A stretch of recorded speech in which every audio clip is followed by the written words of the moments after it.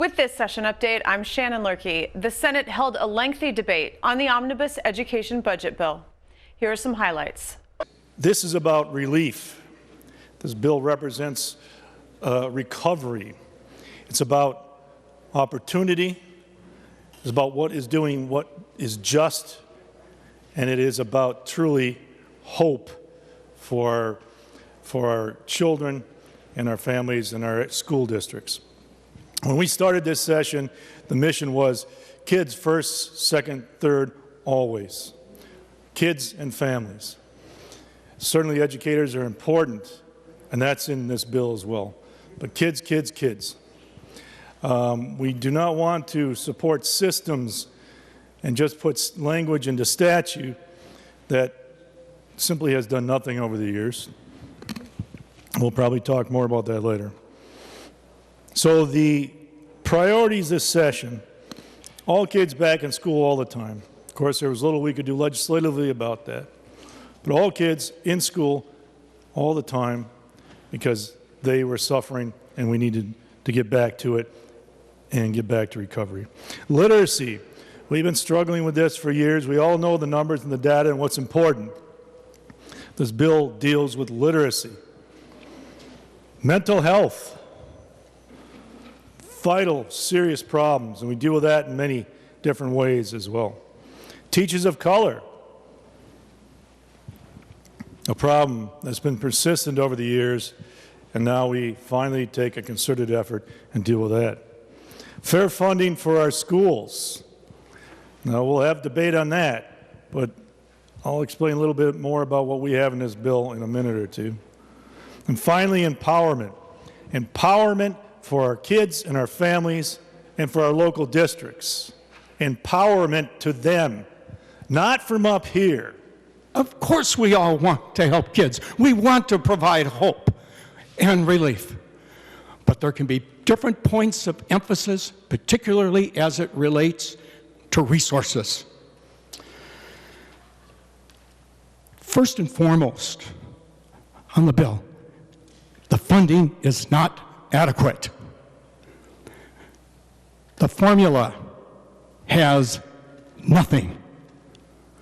Nothing is in the formula. So what does that mean?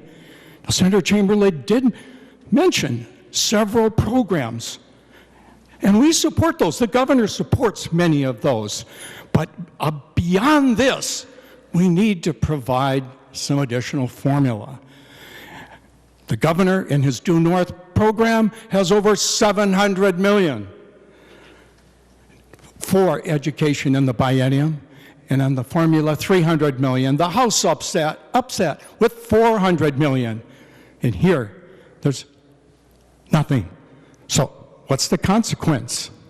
The consequence will be budget cuts. We can do much more,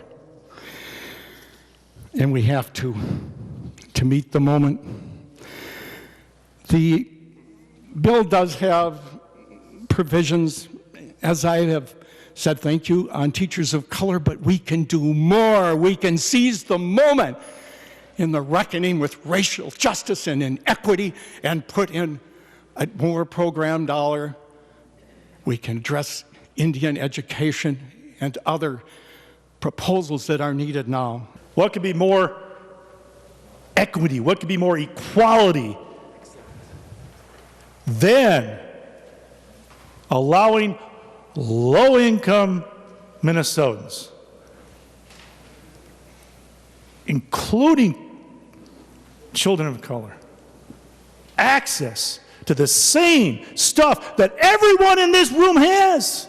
But you're saying, you stand up here and you say, we're for this. We want equality. We want to bring them up. What have you done in the last years? Your funding formula came out in 2013 with Governor Dayton. What was that? 1 and 0. We put thousands of words into statutes. And I did run across the numbers here for literacy. An abomination. So there's one little thing that these parents are asking for. 74% of teachers of color people of color, parents, want this. So talk to them. When we had the testimony in our committee, Miss Virginia Walden Ford, the single mother, African-American mother of the child, who led the passion fight for school choice in D.C. Now, some of you might argue that program's faltered. Well, we got a lot of legislators out there that keep screwing with it. But she was on with us, saying we need this. The parents' union, by the way, Senator Uyghur, I haven't heard from the PTA. Maybe I will now. I haven't heard from them in years. But the parents' union in Minnesota, that is who I'll work for. I do not work for systems. I'm here to represent the parents and those families. They've asked for it. They support it. We should give it to them. I have watched the GOP target not only public education or government schools and our teachers and the teacher union that works so hard on their behalf over and over again. They desecrate them, they bring them down, they talk about them being part of the problem. I hear that in committee about how the unions are running things and it's a real problem. And what's funny to me about this is that you have a union that's designed to protect our teachers. Why would they need that? Why would they need protection? Why is it that when we offer amendments and things to the floor, the 58,000 teachers in our state support us and not you? After all, they are the experts. There is nobody on the front line that's more of an expert about education than our teachers. And what's been really amazing since I've been doing distance learning with my kids because of COVID is I've gotten to know a few of them in the public schools in Mounds View. And I watch the work they do, and it's amazing. Their attentiveness, having to do it online, and getting to know my son and my other son and being part of their lives as a part that my kids talk about, even though we're doing it online, in a system that 2 years ago was not even dreamt of, and now executing it in a way that my kids are not only doing well, but advancing. That's amazing. To be told to teach in a way that's pedagogically different than anything we've seen in the last 30 years, and then to pull it off with almost no notice and a lack of funding, that's amazing. So when you talk about quote-unquote government schools, I want to be clear. You're really talking about the 58,000 teachers out there who have dedicated their life for not a lot of pay to make this world a better place. Let's talk about how this bill falls short of meeting the needs just to break even in Minnesota. First of all, and I'll commend this, and I'm not supposed to commend the opponent's bills as much, but you did talk about teachers of color and you put some money in there. I think you even kind of matched in a different way what the governor asked for. Sadly, it's not close to what's needed to actually solve the problem, but it's a nudge in the right direction. So it falls short on that front. Where else does it fall short? Let's talk about the cross subsidy. Right now, we're at about a $900 per pupil gap of what's needed and what we're spending. We fall short there for our kids in needs. That's a problem. We fall short. But do you realize the big way we fall short?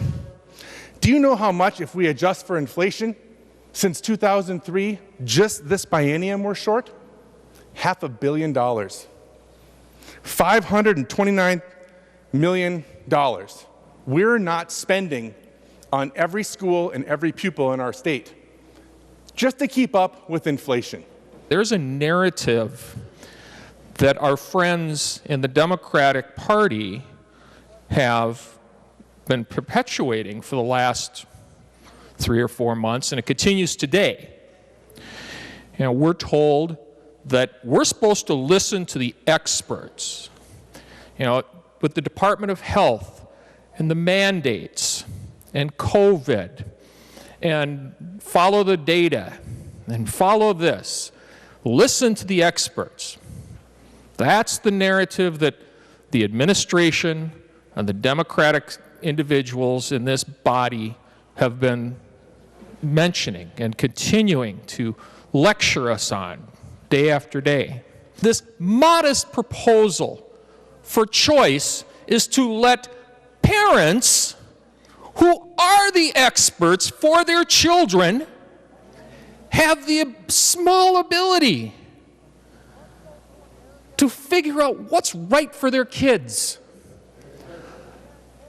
I am tired of ceding to experts. If we're going to just have experts rule the world, why does this body exist? It's frustrating. It really is. And to say that we should take and just give it to teachers and let teachers, and they're the experts, and let the experts do this and let the experts do that, takes parents out of the equation. This is the largest investment in our budget.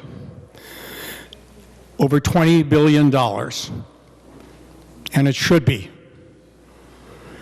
We've made reference several times to Article 13 in our Constitution, where it talks about our obligation to public education.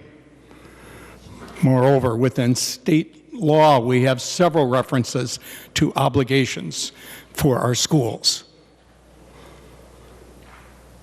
The question's been raised as to whether this is enough money. It's been said the bill provides a bold direction. I would agree. It is bold, but it's going the wrong direction when you're going to siphon money that could be going for our public schools elsewhere. That's not in the spirit of the Minnesota Constitution. What we simply tried to do here is come at things a little bit differently, to target kids and families and not systems. Senator Uyghur talked about obligation to fund public education. Members, I love Senator Uyghur like a brother, but none of you in here or listening to this is obligated to fund an institution or a building or Education Minnesota. We are obligated to fund education for kids. For kids. And to that point with the educational savings accounts and choice, I can't say it enough. You try to deflect and run away from it. 74% of African Americans, that's what they want. 71% of Hispanic Minnesotans, that's what they want. They want that empowerment. They want that choice. There being 37 ayes and 27 nays, the bill is passed and its title agreed to. To continue following these issues and more, watch legislative coverage Monday through Friday on the PBS Minnesota channel or visit our website, www.senate.mn/media.